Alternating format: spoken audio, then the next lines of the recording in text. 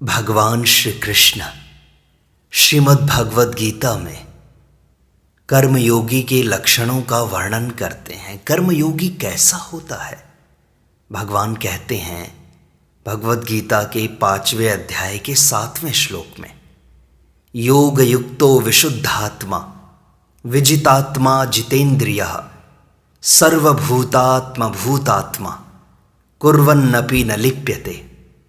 श्लोक की व्याख्या करते हुए पूज्य स्वामी राम सुखदास जी साधक संजीवनी में लिखते हैं, जितेंद्रियः, इंद्रियां वश में होने का तात्पर्य है इंद्रियों का राग द्वेष से रहित होना। राग द्वेष से रहित होने पर इंद्रियों में मन को विचलित करने की शक्ति नहीं रहती। साधक उनको अपने मन के अनुकूल चाहे जहां लगा सकता है। कर्मयोग के साधक के लिए इंद्रियों का वश में होना आवश्यक है। इसलिए भगवान कर्मयोग के प्रकरण में इंद्रियों को वश में करने की बात विशेष रूप से कहते हैं। कर्मयोगी का कर्मों के साथ अधिक संबंध रहता है, इसलिए इंद्रियां वश में न होने से उसके विचलित होने की संभावना अधिक रहती है। कर्मयोग के साधन में दूसरों के हित के लिए सेवा रूप से कर्तव्य कर्म करना आवश्यक है, जिसके लिए इंद्रियों का वश में होना बहुत जरूरी है। इंद्रियां वश में हुए बिना कर्मयोग का साधन होना कठिन है। दूसरा लक्षण है विशुद्ध आत्मा। अंतःकरण की मलिनता में हेतु है सांसारिक पदार्थों का महत्व। जहां पदार्थों का महत्व रहता है वहीं उनकी कामनाएं रहती हैं। साधक निष्काम तभी होता है जब उसके अंतःकरण में सांसारिक पदार्थों का महत्व नहीं रहता। जब तक पदार्थों का महत्व है तब तक वह निष्काम नहीं हो सकता। एक परमात्मा प्राप्ति का दृढ़ उद्देश्य होने से अंतःकरण की जितनी जल्दी और जैसी शुद्धि होती है उतनी जल्दी और वैसी शुद्धि दूसरे किसी अनुष्ठान से नहीं होती। इसलिए कर्मयोग में एक उद्देश्य होने की जितनी महिमा है उतनी किसी की नहीं। तीसरा लक्षण है विजितात्मा। कर्मयोग में शरीर के सुख आराम का त्याग करने की बड़ी भारी आवश्यकता है।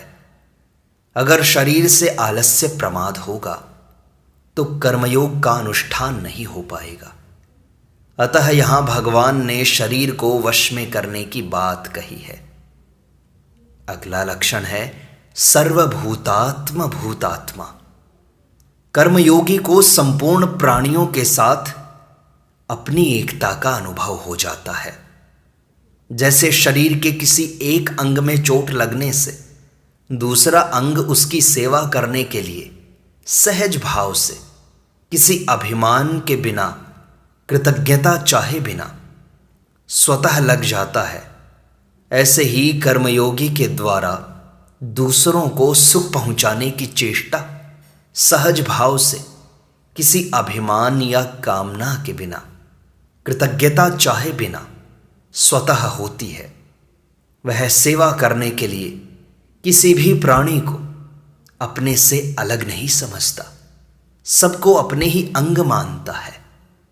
जैसे अपने शरीर में भिन्न भिन्न अवयवों से भिन्न भिन्न व्यवहार होने पर भी सब अंगों को एक साथ अपनापन ही रहता है, ऐसे ही कर्मयोगी के द्वारा मर्यादा के अनुसार संसार में यथा योग्य भिन्न भिन्न व्यवहार होने पर भी सबके साथ अपनापन समान रहता है।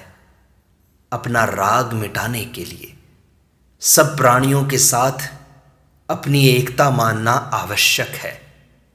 कर्मयोगी का स्वभाव है उदारता। सर्वभूतात्म भूतात्मा हुए बिना उदारता नहीं आती, करुणा नहीं आती। इसमें विशेष बात यह है कि क्रिया और पदार्थ के साथ हम निरंतर नहीं रह सकते और वे हमारे साथ निरंतर नहीं रह सकते। कारण यह है कि क्रिया और पदार्थ में निरंतर परिवर्तन होता है, पर हमारे में कभी परिवर्तन नहीं होता। इसलिए क्रिया और पदार्थ निरंतर हमारा त्याग कर रहे हैं। हम भी इनका त्याग करके ही मुक्ति पा सकते हैं, परम शांति पा सकते हैं। इनके साथ रहकर हम मुक्ति, परम शांति नहीं पा सकते, क्योंकि इनके साथ रहने का हमारा स्वभाव नहीं है और हमारे साथ रहने का इनका स्वभाव नहीं है। इसलिए क्रिया और पदार्थ को दूसरों की सेवा में लगाना है। दूसरों की सेवा में लगाना हमारी महत्ता नहीं है, अपितु वास्तविकता है। जो वास्तविकता होती है वह सहज होती है, अर्थात उसमें परिश्रम या अभिमान नहीं होता। अवास्तविकता में ही परिश्रम और अभिमान होता है। क्रिया और पदार्थ दूसरों की सेवा में तभी लग सकते हैं जब हमारे में उदारता आ जाए। यहाँ ध्यान देने की बात है कि उदारता हमारा स्वरूप है। इसलिए उदारता में न तो धन खर्च करने की आवश्यकता है और न परिश्रम करने की आवश्यकता है। आवश्यकता केवल इसी बात की है कि हम सुखी को देखकर प्रसन्न हो जाएं और दुखी को देखकर करुणित, दयालु हो जाएं। हृदय में यह करुणा पैदा हो जाए कि यह सुखी कैसे हो। सुखी को देखकर ऐसा भाव हो जाए कि सभी सुखी हो जाएं और दुखी को देखकर ऐसा भाव हो जाए कि कोई दुखी न रहे। भगवान ने भोग और संग्रह को साधक में बाधक बताया है। सुखी को देखकर प्रसन्न होने से भोग भोगने की इच्छा मिट जाती है, क्योंकि भोग भोगने में जो सुख मिलता है वह सुख हमें दूसरों को सुखी देखकर विशेषता से मिल जाएगा, तो हमें भोग भोगने की आवश्यकता नहीं रहेगी। दुखी को देखकर दुखी होने से संग्रह करने की इच्छा मिट जाएगी, क्योंकि अपना दुख मिटाने के लिए जिन वस्तुओं का हम संग्रह करते हैं और व्यय करते हैं वे स्वतः दूसरों का दुख दूर करने में लग जाएंगे। जैसे अपने पर कोई दुख आने से हम उसे दूर करने की चेष्टा करते हैं, ऐसे ही दूसरों को दुखी देखकर अपनी शक्ति के अनुसार उनका दुख दूर करने की चेष्टा होने लगेगी। प्रसन्नता और करुणा में एक विलक्षण रस है। वह रस क्रिया और पदार्थ से संबंध विच्छेद करके जीव को परमात्म स्वरूप नित्य रस के साथ अभिन्न करा देता है।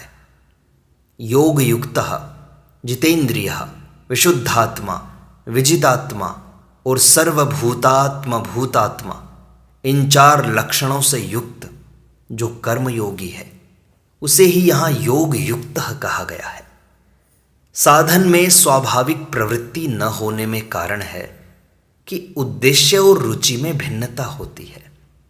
जब तक अंतःकरण में संसार का महत्व है तब तक उद्देश्य और रुचि का संघर्ष प्रायः मिटता नहीं। उद्देश्य अविनाशी परमात्मा का होता है और रुचि प्रायः नाशवान संसार के प्राणी पदार्थ, परिस्थिति आदि की होती है। उद्देश्य और रुचि अभिन्न हो जाने पर साधक स्वतः ही तेजी से गति करने लगता है।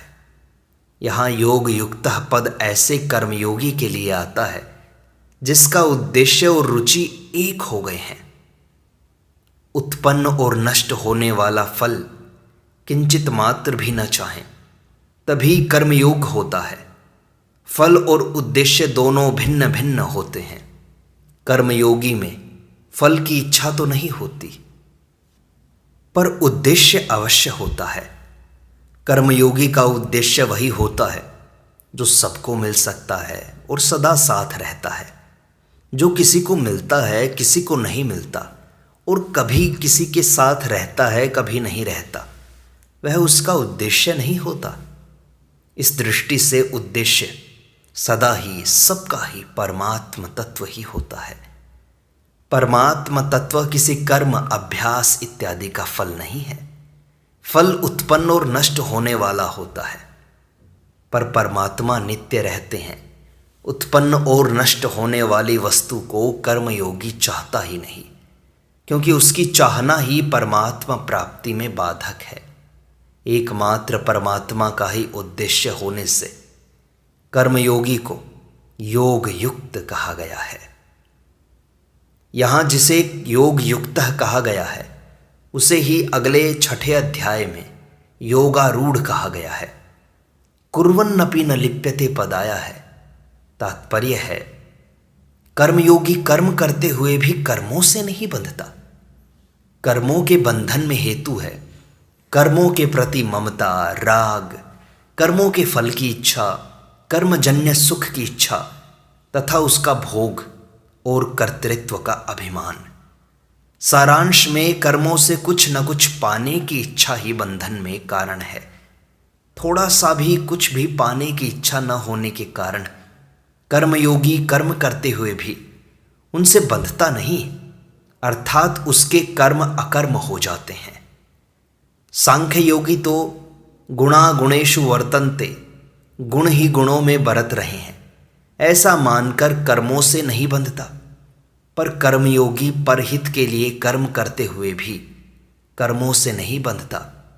केवल दूसरों के लिए कर्म किए जाने से उसके कर्म भी गुणा गुणेषु वर्तन्ते की तरह हो जाते हैं। तात्पर्य है कि सांख्य योगी जड़ता का त्याग करके चिन्मयता के साथ अपनी एकता मानता है, और कर्मयोगी अपने कहलाने वाले शरीर, मन, इंद्रियों आदि को संसार के साथ एक मान करके, अर्थात पदार्थ, शरीर, मन, इंद्रियां आदि और उनकी क्रियाओं को अपना नहीं मानकर संसार का मानता है, उनका त्याग कर देता है। कर्मयोगी जब पदार्थ, मन, बुद्धि आदि को और उनकी क्रियाओं को केवल संसार की ही मानता है, तो फिर उनके द्वारा किसी का हित हो गया, किसी को सुख पहुंचा, किसी का उपकार हो गया, तो वह मैंने किया, मेरे द्वारा हुआ, ऐसा कैसे मान सकता है? नहीं मान सकता। इसलिए वह कर्म करता हुआ भी कर्ता नहीं बनता, अर्थात कर्मों से लिप्त नहीं होता।